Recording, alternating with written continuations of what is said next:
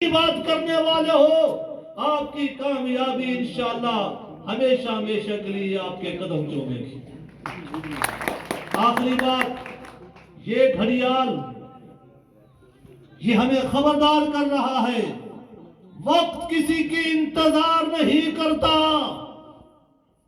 یہ گھڑیال ہمیں خبردار کر رہا ہے، اگر تم اپنا مستقبل روشن کرنا چاہتے ہو، اپنے بچوں کا مستقبل روشن کرنا چاہتے ہو، ملک پاکستان کے اندر تم آزادی چاہتے ہو، تو اس گھڑیال کو ہمیشہ کے لیے یاد رکھنا۔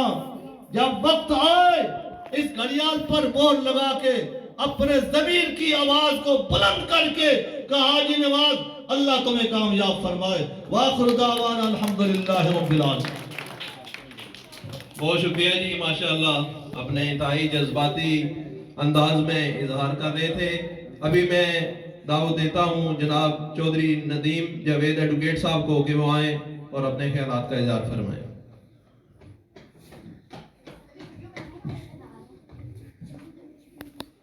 اللہ کے بابرکت نام سے شروع کو کامیابی دے گا۔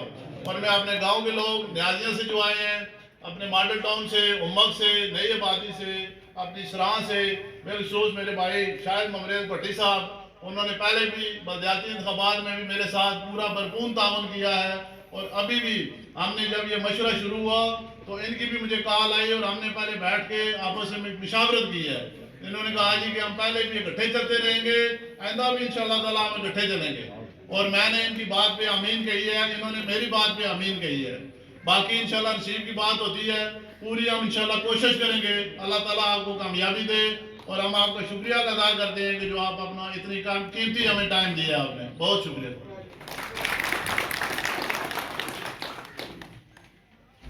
انتظار کی گھڑیاں ختم ہوئیں۔ اب میں محترم جناب عزت مآب بیرسٹر مصطفیٰ نواز کھوکھر صاحب سے گزارش کرتا ہوں کہ وہ اور اپنے خیالات کا اظہار فرمائے۔ تیری آواز میری آواز، تیری آواز میری آواز، مصطفیٰ نواز، مصطفیٰ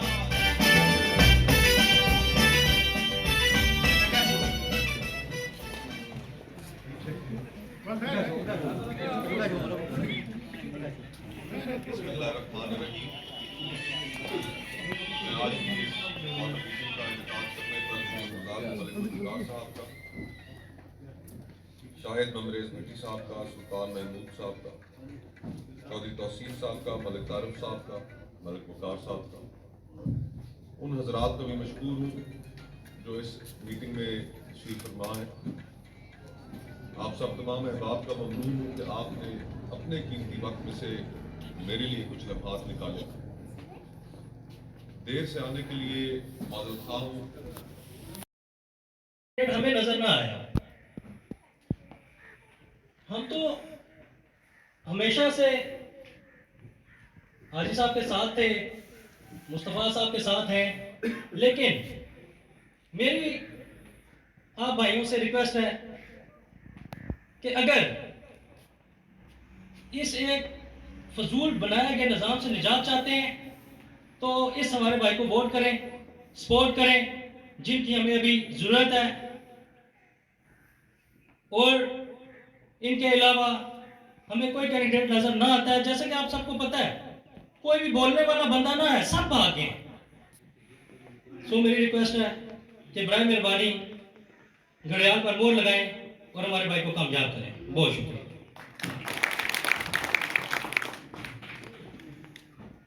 کافی سارے ساتھیوں کی خواہش تھی اور اظہار کا خیال بھی کرنا چاہ رہے تھے، لیکن محترم مصطفیٰ نواز کھوکھر صاحب کی مصروفیت کو مد نظر رکھتے ہوئے میں مختصر کرتا ہوں اور اپنے بھائی ملک ذوالفقار احمد اوان صاحب سے گزارش کرتا ہوں کہ وہ آئیں اور خیالات کا اظہار کریں۔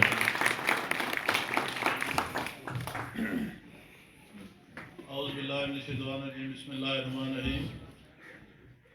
میں اپنے بڑے بھائی مصطفیٰ نواز کھوکھر صاحب کا بہت مشکور ہوں کہ انہوں نے اتنی مصروفیات کے باوجود میرے گھر آنے کے لیے مجھے ٹائم نہیں دیا ہے۔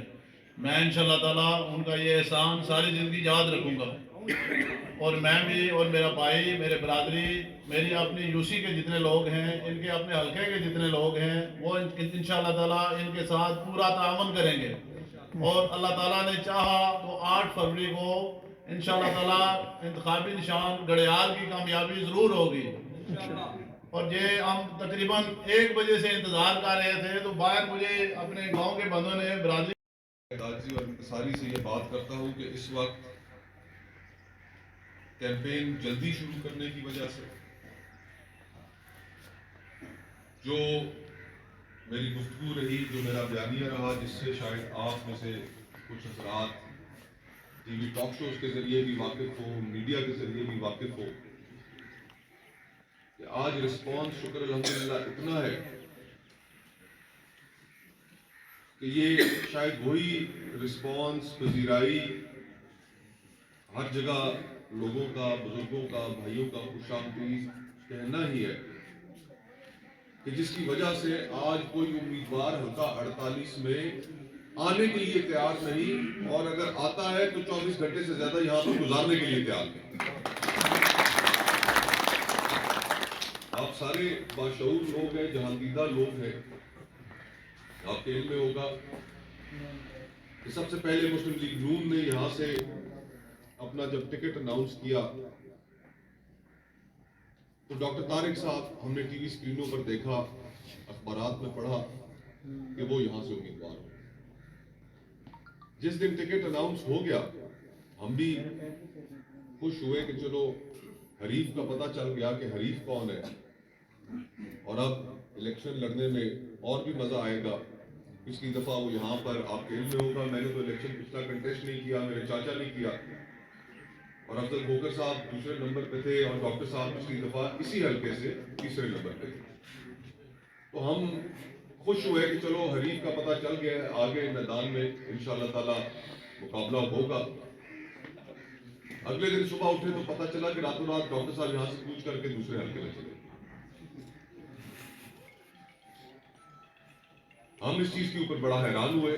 آنے سے پہلے یہی خیال تھا کہ مصطفیٰ کا مقابلہ کیسے کریں گے۔ آج بیلٹ پیپر پہ شیر یہاں پر موجود نہیں ہوگا، اس کی وجہ سے بہت سے دوست مسلم لیگ نون کے، انہیں بھی بڑی مایوسی ہوئی، اور آج یہاں پر بھی لوگ موجود ہیں اور دیگر جگہوں پہ بھی لوگ موجود ہیں کہ جن کا تعلق مسلم لیگ نون سے رہا، وہ ہماری حمایت کر گئے۔ ان کا ہم کیوں ووٹ دیں کسی اور کو، ہمارے نزدیک آپ بہتر شخص ہیں۔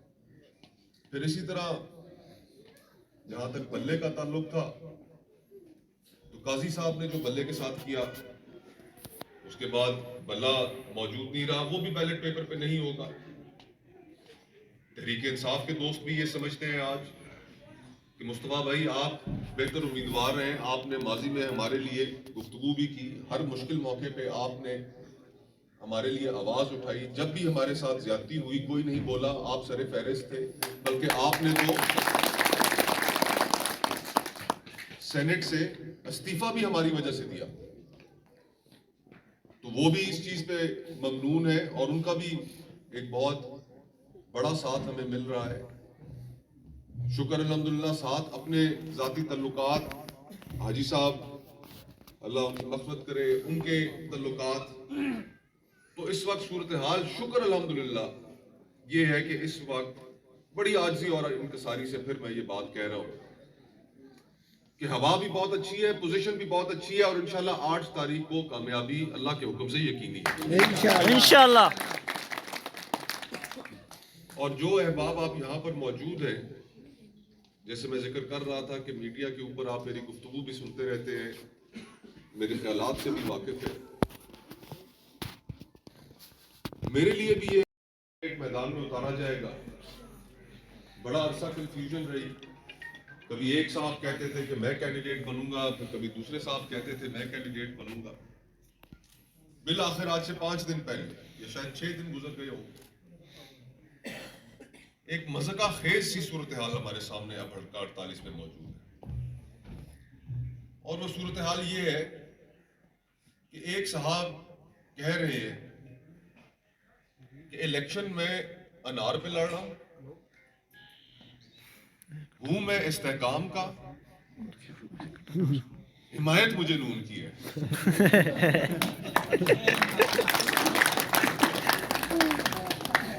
اس طرح کی مضحکہ خیز صورتحال ہے، اور ان کا میں نے نشان بھی کہیں آگے پیچھے پوسٹر بینر پہ لگا ہوا دیکھا۔ انار بھی وہ ہے جس کے 2 ٹکڑے پہلے ہی ہوئے تھے۔ تو اللہ کا شکر ہے کہ جب کبھی بھی الیکشن کے میدان میں اترے، اللہ مغفرت کرے میرے مرحوم والد صاحب کی، حاجی نواز کھوکھر صاحب کی، ان کا لوگوں کے ساتھ ایک ایسا تعلق تھا، ایک ایسی وابستگی تھی جو سیاست سے ہٹ کر تھی، اور ان کا لوگوں کے ساتھ جو رشتہ تھا وہ اتنا مضبوط رشتہ تھا کہ ان کی اس رشتے کی وجہ سے جو ایک خاندان کی طرح کا انہوں نے ہر شخص کے ساتھ اپنا تعلق بنایا، کہ جب بھی جس بھی الیکشن میں ہم اترے، شکر الحمدللہ اپنا 40 45 50 ہزار ووٹ لے کر اترے پہلے دن۔ اور آج کی یہ جو صورتحال بن گئی ہے، اس صورتحال میں یہ شاید پاکستان کا منفرد حلقہ ہو ملک میں اصلاحات جس کی ملک کو اشد ضرورت ہے، اس کی گفتگو نہیں ہے۔ تو میں نے فیصلہ یہ جانتے بوجھتے ہوئے کیا کہ اگر میں اپنے پاؤں میں زنجیریں ڈال کر اس ایوان کے اندر پہنچوں گا تو وہاں پر میں گفتگو نہیں کر پاؤں گا۔ ان جماعتوں کا آپ کو پھر ہر ایسی چیزوں کا تحفظ کرنے کے لیے بولنا پڑتا ہے کہ جو انسان اندر سے سمجھتا ہے کہ یار یہ غلط ہے، میں اس کا کیسے تحفظ کروں، لیکن پھر لوگوں کو کرنا پڑتا ہے۔ اور پھر میں نے یہ بھی فیصلہ کر رکھا ہے کہ انشاءاللہ تعالی اللہ سبحانہ تعالیٰ نے آپ کے توسط سے اگر کامیابی دی تو میں نے اس کے بعد بھی کوئی جماعت جوائن نہیں کرنی، کیونکہ کسی بھی جماعت کو اس میں شمولیت اختیار کرنا، اس کو جوائن کرنا، وہ اپنے آپ کو غلامی میں دینے کے مترادف ہے۔ آج ملک پاکستان جن حالات سے دوچار ہے وہ ایسے حالات ہیں کہ جن کے اوپر ہم اگر تھوڑی سی توجہ کریں تو انسان کے رونگٹے کھڑے ہو جاتے ہیں۔ چند ہفتے پہلے ورلڈ بینک کی ایک رپورٹ آئی، اعداد و شمار آپ کے بھی سامنے رکھتا ہوں۔ 9 کروڑ پاکستانی اس وقت سطح غربت سے نیچے زندگی گزارنے پہ مجبور ہے۔ 2 کروڑ 80 لاکھ بچہ ایسا ہے اس ملک میں جس نے اسکول کی شکل تک نہیں دیکھی۔ 25 لاکھ نوجوان ہر سال روزگار حاصل کرنے کے لیے، تعلیم حاصل کرنے کے بعد، F A B A M A کرنے کے بعد روزگار کے لیے باہر نکلتا ہے، روزگار موجود ہے۔ اور شاید یہی وجہ ہے کہ اس ملک سے امید کا اس طرح خاتمہ ہوا کہ لوگ یہاں سے دھڑا دھڑ بھاگ رہے ہیں۔ پچھلے سال پاکستان میں پاکستان کی اور اس ایک سنگل حادثے میں 400 کے قریب ہمارے بچے، ہمارے بھائی یورپ جانے کی کوشش میں یورپ کے سمندروں میں ڈوب کر شہید ہو گئے۔ تو یہ اس ملک میں بحران کی سنگینی ہے، اور سیاسی جماعتیں اور سیاسی قائدین ان کا طرز عمل آپ کے سامنے ہے کہ سوائے اقتدار کی ہوس اور اقتدار کا لالچ نہ کوئی اصول رہا، نہ کوئی نظریہ رہا۔ شام کو گفتگو اور صبح گفتگو اور، کہاں چلے تھے ووٹ کو عزت دو کی بات کرنے، اور آج ووٹ کو ذلت دو پہ آئے کھڑے۔ تو جماعتوں کے اندر کوئی حال نہیں رہ گیا، ان کی کوئی سیاست نہیں رہ گئی، ان کا کوئی بیانیہ نہیں رہ گیا، صرف اقتدار کا ایک لالچ ہے کہ جس کے لیے سب سرپٹ دوڑے چلے جا رہے ہیں۔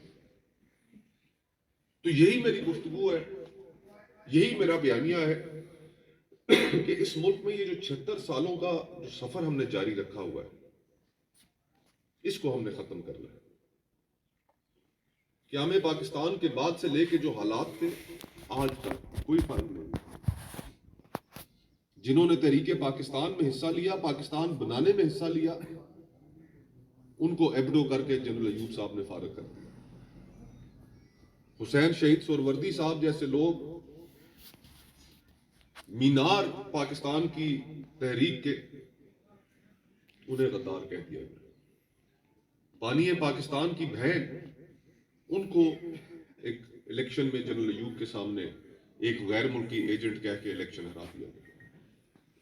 تو وہ وقت اور آج کا وقت فرق کیا ہے؟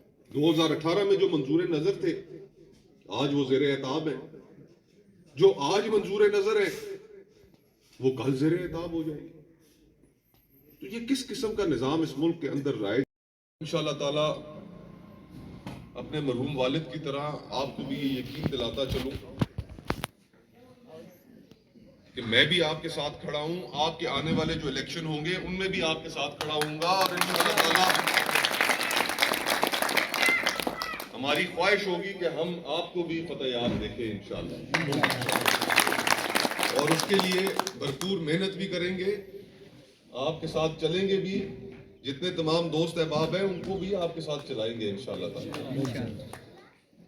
تو میں آخر میں ایک دفعہ پھر آپ تمام حضرات کا ممنون ہوں، دیر سے آنے پہ معذرت، اور دعا گو ہوں کہ اللہ سبحانہ تعالیٰ ہمارے اس وطن عزیز کو بہتر بنانے کے لیے ہم سب کو ایک مثبت کردار ادا کرنے کی توفیق عطا فرمائے۔ بہت بہت شکریہ۔